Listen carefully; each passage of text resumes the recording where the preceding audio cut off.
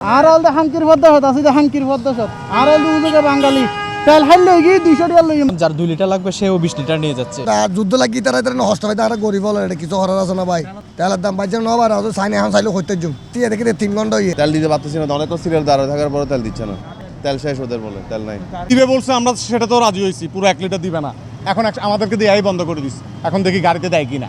500 টাকা তো কিছুই হবে না, আমার গাড়ি অলরেডি বন্ধ হয়ে যাচ্ছে। মানে ফোন মারি দিবেলে আর বাঙালি কি একজন আরেকজনের ওস্তাদ।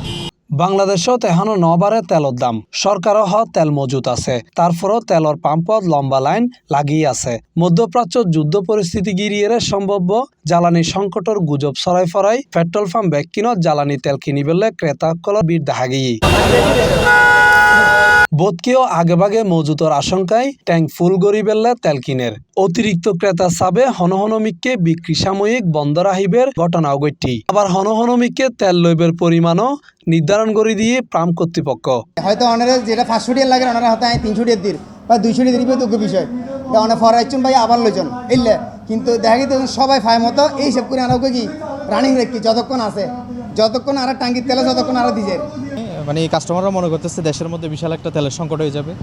তো এখন ওরা মানে যে যার মতো ওরা মজুত করতেছে আর কি। আমরা যতটুকু লক্ষ্য করলাম যার 2 লিটার লাগবে সেও 20 লিটার নিয়ে যাচ্ছে এইভাবে।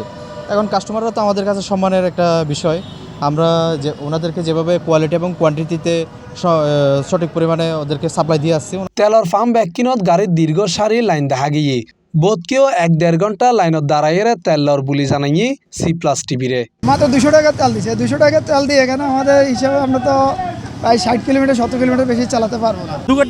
গেট হলো এটা এরা ওইখান দিয়ে ঘুরেন, আমরা ঘুরে আইছি সিরিয়ালে পুরো গাড়ি বেগিন এরা ঘুরে এরে এখান পর্যন্ত আসি এরা এখন করতেছে আপনার ট্রাফিক সিগন্যাল মেনটেন করে। আমরা কি ট্রাফিক সিগন্যাল মেনটেন করবো? আমরা পাম্পের গোড়া দাঁড়িয়ে তেল ছাড়া আঙুর তেল দিব না সঞ্জার আইয়েন এ কথা এটাই। আরেক জায়গায় দিতেছে 300 টাকা, এখানে শুনতেছি 200 টাকা দিতেছে। কেউ মনে করতেছে তেল পাবে না ওটার জন্য আর কি, না তেলের দাম বাড়ে নাই। ভাইয়া চাইছি 1000 টাকার দিচ্ছে 200 টাকার। এখন সরকার ভাবে তো এইভাবে কোনো নির্দেশনা দেওয়া হয় না, তাহলে 200 টাকার কেন দিচ্ছে এই জিনিসটা বুঝতেছি না ভাই।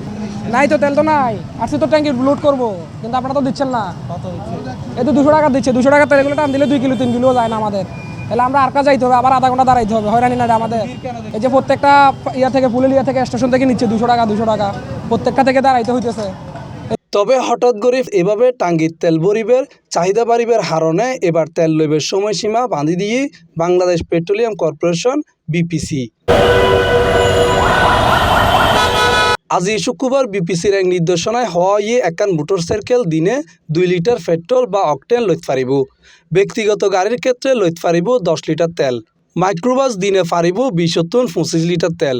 ফিকা বা লোকাল বাস দিনে ডিজেল লইতে পারিব 70-80 লিটার। আর দূরপাল্লার বাস, ট্রাক, কাভার ভ্যান বা কন্টেনার ট্রাক দৈনিক 200-220 লিটার তেল লইতে পারিব।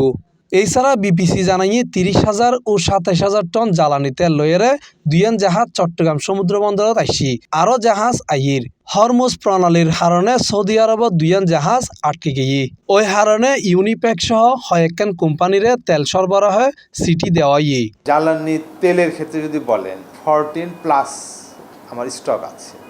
জেট ফুয়েলটা একটা ইম্পর্টেন্ট, তো এই ক্ষেত্রে আমাদের একটা সেফ সাইড তো দেখলেন যে আমরা 30 ডেজের জেট ফুয়েলের স্টক, আর বাকিগুলো 14+ স্টক। সমকালৰ এক প্ৰতিবেদন অনুযায়ী দেশত ডিজেল, পেট্রোল ও অকটেনৰ মজুত তুলনামূলক কমি আইছি। তথ্য অনুযায়ী ডিজেলের সংরক্ষণ সক্ষমতা 6,26,189 টন। এর মধ্যে ব্যবহারযোগ্য মজুত আছে 1,80,940 টন, যা মোট সক্ষমতায় প্রায় 29%। গত 1 তারিখত মার্চের 4 তারিখ পর্যন্ত প্রত্যেক দিন গড়ে প্রায় 24,478 টন ডিজেল বিক্রি হয়। এই হিসাবে বর্তমান মজুত আছে প্রায় 7 দিনের সরবরাহ বাজার রাখা সম্ভব। টাকা বেশি নিচ্ছেন তাহলে সমস্যা কি ভিডিও করতে? আপনাদেরকে বলতেছি আপনাদের যদি কোনো সমস্যা আমাদেরকে কর্তৃপক্ষ বলতে পারে। অন্যদিকে অকটেনের সংরক্ষণ সক্ষমতা 53,616 টন। বর্তমানে মজুত আছে 28,488 টন, যা সক্ষমতায় প্রায় 53%। গত 4 দিনে প্রত্যেক দিন গড়ে প্রায় 2,000 টন অকটেন বিক্রি হয়ে বর্তমানে মজুত দিয়ে প্রায় 14 দিন সরবরাহ চালানো যাইব। এছাড়া পেট্রোলের সংরক্ষণ সক্ষমতা 37,013 টন। বর্তমানে মজুত আছে 18,263 টন, যা সক্ষমতার প্রায় 49%। গত 1 তারিখতুন মার্চের 4 তারিখ পর্যন্ত প্রত্যেক দিন গড়ে 2,345 টন পেট্রোল বিক্রি হই। এই হিসেবে বর্তমানে মজুদ দিয়ে প্রায় 8 দিন সরবরাহ বজায় রাখিবের সম্ভব। Mohammad Nizamuddin Tipu, C+ TV, Chittagong.